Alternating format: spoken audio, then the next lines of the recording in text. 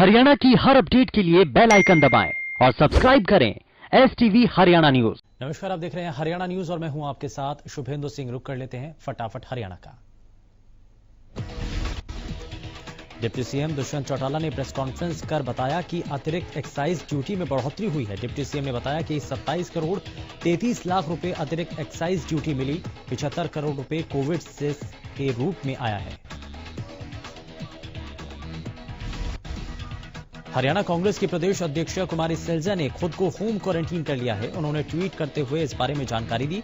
सैलजा ने ट्वीट में लिखा कि कोरोना संक्रमित के संपर्क में आने की वजह से एहतियात के तौर पर मैंने कल रात से खुद को होम क्वारंटीन कर लिया है। हरियाणा में एक दिन में कोरोना के सबसे ज्यादा मामले सामने आए। पिछले 24 घंटे में 1397 नए मामलों की पुष्टि हुई। प्रदेश में कोरोना मरीजों का आंकड़ा पहुंचा 58,000 के पार। पानीपत में 144 कोरोना केसों के साथ अब तक का सबसे बड़ा आंकड़ा सामने आया। जिले में कुल एक्टिव केसों की संख्या 1160 है, जबकि 2 मौतों के साथ कुल मौत की संख्या 43 हो चुकी है। रेवाड़ी में कोरोना का आंकड़ा 3200 के पार पहुंच चुका है। जिले में 26 नए मामले सामने आए, जबकि 2 महिलाओं की मौत हो गई। अभी तक 2706 मरीज ठीक हो चुके हैं। कोरोना संकट के बीच विधानसभा का मानसून सत्र एक दिन के लिए ही हुआ। सत्र के दौरान कई विधेयक पास किए गए। बहस के बीच कांग्रेस विधायकों ने वॉकआउट किया।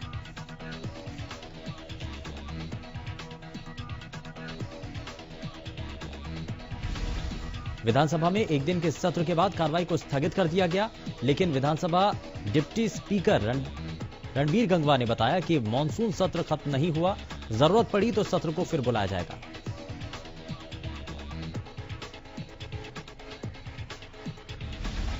हरियाणा में कोरोना की चुनौती के बीच पहला विधानसभा सत्र शुरू हुआ। सत्र की शुरुआत में प्रदेश के उप मुख्यमंत्री दुष्यंत चौटाला ने सबसे पहले दिवंगत नेताओं को श्रद्धांजलि अर्पित की। सदन में ध्यानाकर्षण प्रस्ताव पर चर्चा न करने का कांग्रेस के सदस्यों ने विरोध किया। विपक्ष को जवाब देते हुए विज ने कहा कि सदन जिन हालातों में हो रहा है उसे ध्यान में रखना चाहिए।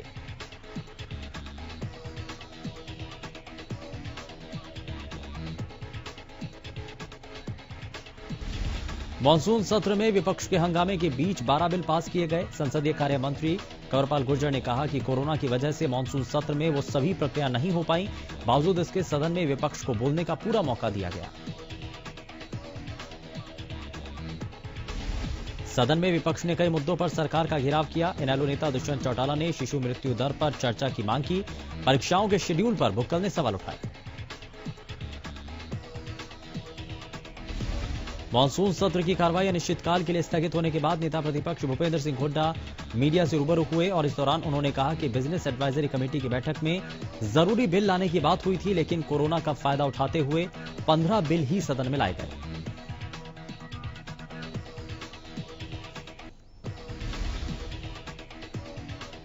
उन्होंने आरोप लगाते हुए कहा कि सत्ता पक्ष ने जरूरी बिल को दरकिनार किया, जिसके विरोध में कांग्रेस ने वॉकआउट किया।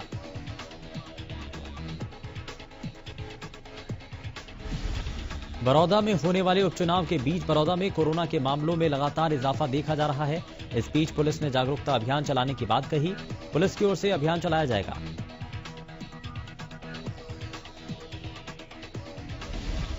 जाखल मंडी एक्सिस बैंक के 5 कर्मचारी कोरोना पॉजिटिव पाए गए। रिपोर्ट आने पर स्वास्थ्य विभाग ने बैंक को 30 अगस्त तक बंद करने का आदेश दिया है। टोहाना में कोरोना वायरस के चलते 2 लोगों की मौत हो गई। स्वास्थ्य विभाग की टीम ने आगामी कार्रवाई करते हुए शवों के अंतिम संस्कार करवाए।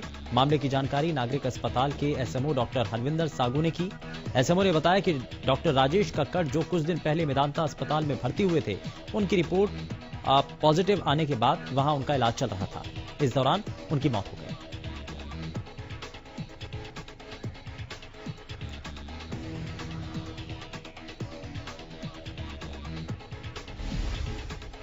पुन्हाना के तहसील परिसर के खाद्य आपूर्ति कार्यालय में काम के लिए आने वाले लोग सोशल डिस्टेंसिंग की धज्जियां उड़ाते दिखे।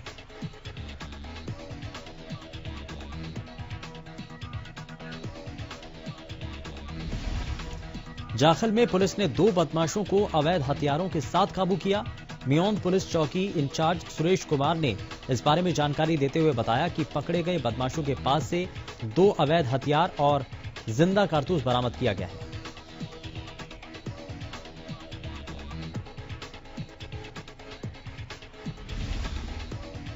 फरीदाबाद के व्यापार मंडल और दूसरे संगठनों के पदाधिकारियों ने वीकेंड लॉकडाउन को लेकर डिप्टी कमिश्नर से मुलाकात की। व्यापार मंडल के लोगों ने मांग करते हुए कहा कि शनिवार और रविवार की जगह हफ्ते के दूसरे 2 दिनों में बाजार को बंद कराया जाए। इसी के साथ उन्होंने मांग की है कि अगर बाजार को बंद करना है तो फिर शराब के ठेकों को भी बंद कर जनता कर्फ्यू लगाया जाए। लेकिन डिप्टी कमिश्नर ने अपने स्तर पर कोई भी फैसला लेने में असमर्थता जताते हुए उनकी बात सरकार तक पहुंचाने का आश्वासन दिया है। जाखल पुलिस ने 2 लोगों को अवैध हथियारों के साथ गिरफ्तार किया। जाखल थाना प्रभारी विक्रम जोसन ने बताया कि मियोन चौकी इंचार्ज सुरेश कुमार ने 2 लोगों को एक देसी कट्टे और जिंदा कारतूस के साथ काबू किया। इन दोनों आरोपियों में से एक कुरुक्षेत्र और दूसरा कैथल का रहने वाला है। दोनों के खिलाफ मामला दर्ज कर कोर्ट में पेश कर रिमांड पर लिया जाएगा।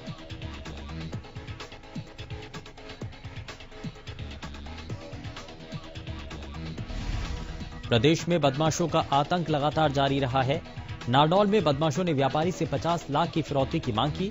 इस दौरान बदमाशों ने व्यापारी के घर के सामने फायरिंग कर धमकी दी और व्यापारी की शिकायत के बाद फिलहाल पुलिस बदमाशों की तलाश में जुट चुकी है। रतिया के गांव लांबा ढाणी में बिजली चोरी पकड़ने गई बिजली विभाग की टीम पर लोगों ने जानलेवा हमला कर दिया। बिजली कर्मचारियों के मोबाइल में बिजली चोरी की वीडियो बनाई थी, लेकिन हमलावरों ने सबूत मिटाने के लिए कर्मचारियों के मोबाइल ही तोड़ दिए। बिजली विभाग के कर्मचारी जान बचाकर वापस कार्यालय पहुंचे और मामले की सूचना निगम के उच्च अधिकारियों को दी।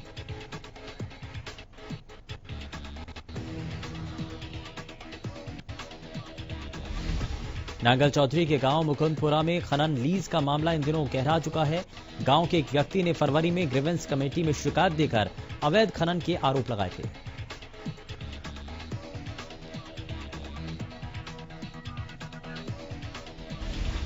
खदान पर गांव के ही एक व्यक्ति ने अपनी जमीन होने का दावा किया था।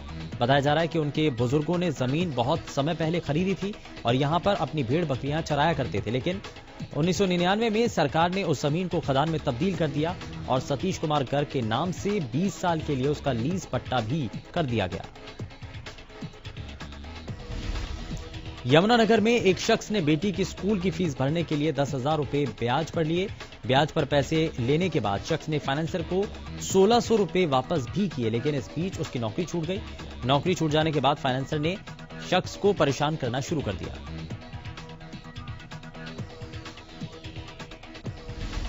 पीड़ित ने बताया कि पैसे लौटाने के लिए उसने ऑटो किराए पर लेकर चलाना शुरू किया, लेकिन फाइनेंसर के कारिंदों ने उसे भी छीन लिया।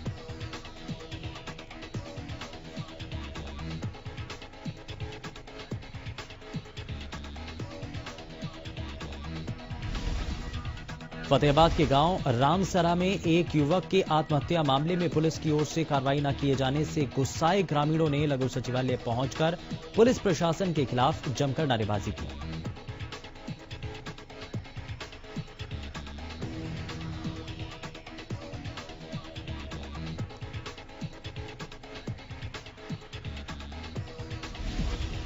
मामले की जानकारी देते हुए मृतक के परिजन सुभाष ने बताया कि बीती 12 अगस्त को कृष्ण कुमार ने फांसी लगाकर आत्महत्या कर ली थी। कृष्ण का एक युवती के साथ प्रेम प्रसंग था। युवती के परिजनों के द्वारा खुद और पुलिस के माध्यम से कृष्ण को प्रताड़ित किया जा रहा था। होडल के हसनपुर थाना पुलिस ने दहेज की लालच में आकर पत्नी की हत्या करने वाले पति को गिरफ्तार किया। मृतक महिला के पिता के बयान पर पुलिस ने 2 महिलाओं समेत 5 लोगों के खिलाफ मामला दर्ज किया था, जिसके बाद पुलिस ने मृतक महिला के पति को गिरफ्तार करने के साथ साथ बाकी आरोपियों की तलाश शुरू कर दी है।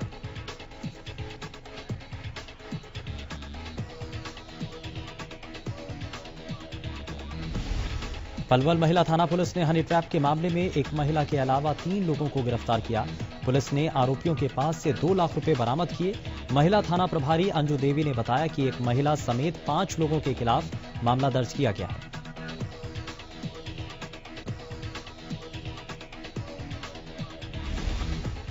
एनएचएआई ने गुरुग्राम के सोहना रोड पर एलिवेटेड फ्लाईओवर की स्लैब गिरने के मामले में बड़ी कार्रवाई की। एनएचएआई ने कंस्ट्रक्शन कंपनी ओरिएंटल B&S और LN मालवीय इंफ्रा प्रोजेक्ट को शो कॉज नोटिस जारी किया है।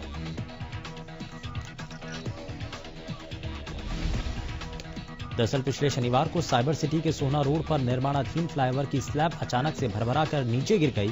फ्लाईओवर के स्लैब के नीचे गिरने से आसपास के इलाके में अफरा तफरी का माहौल बन गया। कोरोना काल में देश की जनता पर महंगाई की मार जारी है। मॉनसून के मेहरबान होने से एक तरफ खरीफ फसलों की बंपर पैदावार की उम्मीद है, वहीं हरियाणा में भी हो रही लगातार बारिश के कारण सब्जी के भाव आसमान छू रहे हैं।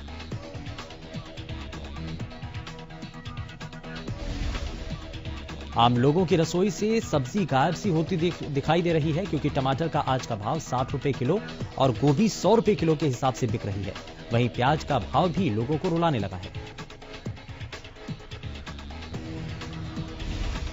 पंचकुला में आशा वर्कर्स ने रोष प्रदर्शन किया। वहीं बड़ी संख्या में एकत्रित होकर पंचकुला से चंडीगढ़ के लिए कूच किया। अपनी मांगों को लेकर विधानसभा घेराव के लिए इस दौरान आशा वर्कर्स निकली।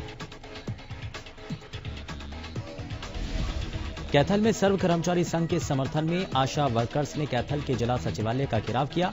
पत्रकारों से बात करते हुए प्रदर्शनकारियों ने बताया कि आशा वर्कर्स सिर्फ 4000 के मानदेय पर काम कर रही हैं और उनसे 24 घंटे ड्यूटी ली जाती है।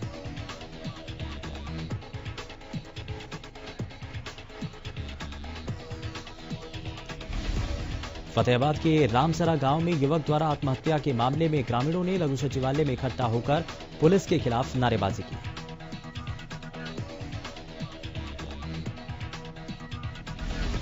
ग्रामीणों ने मामले में पुलिस पर कार्रवाई न करने के आरोप लगाए। ग्रामीणों ने लघु सचिवालय के बाहर नारेबाजी कर दोषियों के खिलाफ सख्त कार्रवाई की मांग की।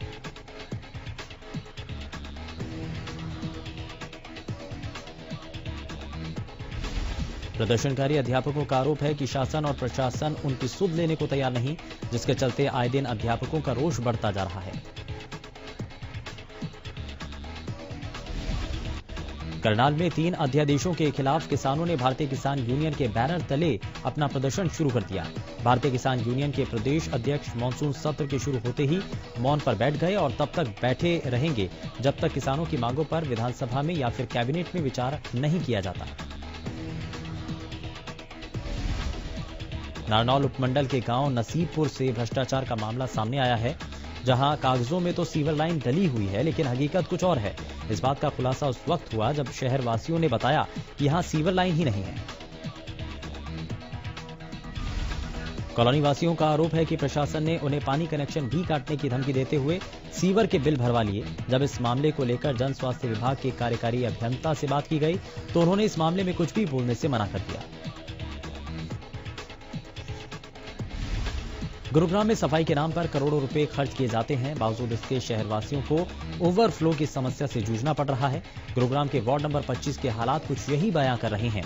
यहां के लोग सीवर के गंदे पानी के बीच रहने को मजबूर हैं।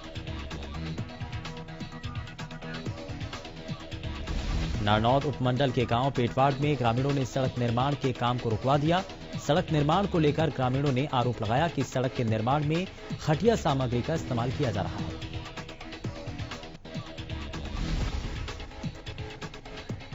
ग्रामीणों ने आरोप लगाया कि इसकी शिकायत अधिकारियों से भी कई बार की गई, लेकिन अधिकारी इस तरफ कोई भी ध्यान नहीं दे रहे हैं। सड़क निर्माण विभाग के अधिकारी जोगेंद्र ने बताया कि कुछ जगह पर दिक्कत है, बारिश की वजह से सड़क ठीक नहीं बन पाई। प्रशासन मौके पर पहुंचा और इसे जल्द ठीक करवाने का आश्वासन दिया। अंबाला छावनी में नगर परिषद की ओर से अंबाला क्लब को सील किया गया। जिस जगह पर क्लब चल रहा था उस जगह को लाइब्रेरी के लिए दिया गया था। लगातार शिकायत मिलने के बाद परिषद ने इस पर कार्रवाई की और कार्रवाई के दौरान नगर परिषद की टीम के साथ भारी संख्या में पुलिस बल तैनात दिखा।